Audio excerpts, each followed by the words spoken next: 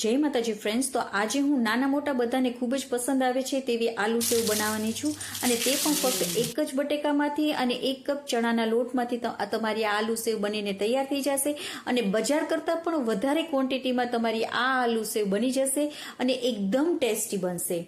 તો તેની માટે મેં અહીંયા એક બટેકાને એક મોટી સાઈઝનું બટેકું લઈ લીધું હતું, તેને મેં બાફી લીધું છે અને તેને ઠંડુ કરી લીધું છે। એકદમ આપણે ઠંડુ જ કરી લેવાનું છે અને પછી તેની છાલ ઉતારી લેવાની છે અને તેને આવી રીતે ખમણી લેવાનું છે। આવી રીતે તમે ખમણશો ને એટલે તમારે બિલકુલ પણ એના બટેકાના જે લમ્સ રહે છે તે ગઠ્ઠા રહે છે તે નહીં રહે।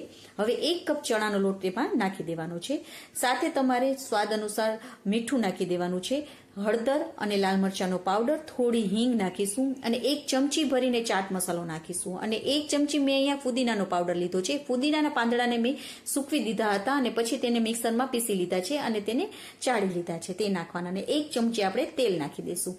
હવે આપણે બિલકુલ પણ પાણીનો ઉપયોગ કર્યા વગર જ આનો લોટ બાંધી લેવાનો છે। તમારે પાણીનો બિલકુલ ઉપયોગ જ નહીં થાય તો પણ તમારો લોટ એકદમ સરસ રીતે બંધાઈ જશે। આપણે લોટને બહુ નરમ પણ નહીં અને બહુ કઠણ પણ નહીં એવો બાંધવાનો। હવે ઉપરથી આપણે થોડું તેલ નાખી દઈશું અને એકવાર આપણે આ મસળી લેશું, જેથી કરીને આપણે આ જે ચણાનો લોટ આપણા હાથમાં ચોટતો હોય તે ચોટશે નહીં।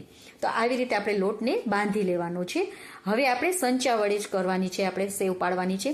તો મેં આ સાઈઝનું જે કાણાવાળું આવે છે, મીડિયમ સાઈઝની જે ચકરીની આવે છે તે લઈ લીધી છે।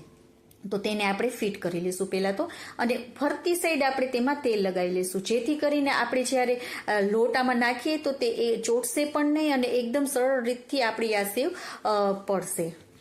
તો હવે લોટને આવી રીતે આપણે મસળી લેશું અને સંચામાં નાખી દઈશું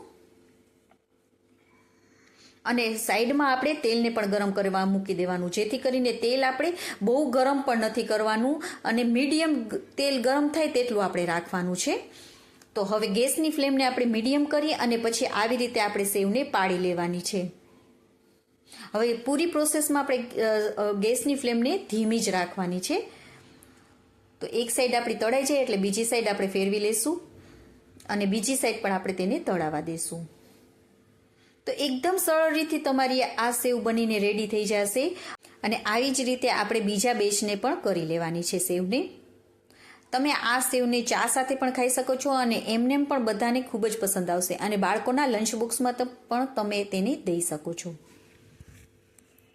તો આવી રીતે આપણી બધી સેવ બનીને તૈયાર થઈ ગઈ છે। તો છે ને એકદમ સરળ રીતે તમે આલુ સેવ ઘરે જ બનાવી શકશો અને બહારના હાઇજેનિક પેકેટ કરતાં તમે ઘરે જ તમારા બાળકોને બનાવીને આપી શકો છો। તો તમે પણ એકવાર જરૂરથી ટ્રાય કરજો અને તમને આ મારી રેસીપી કેવી લાગી એ કમેન્ટ પણ કરજો। તો જો મારે બોલવાની પણ જરૂર નથી તો પણ તમને ખબર પડી જ જશે કે એકદમ ક્રિસ્પી આપણી આ સેવ બનીને તૈયાર થઈ છે। અને હા, જો તમને આ મારી રેસીપી ગમી હોય તો લાઇક અને સબસ્ક્રાઇબ કરવાનું ના ભૂલશો। જય માતાજી ફ્રેન્ડ્સ।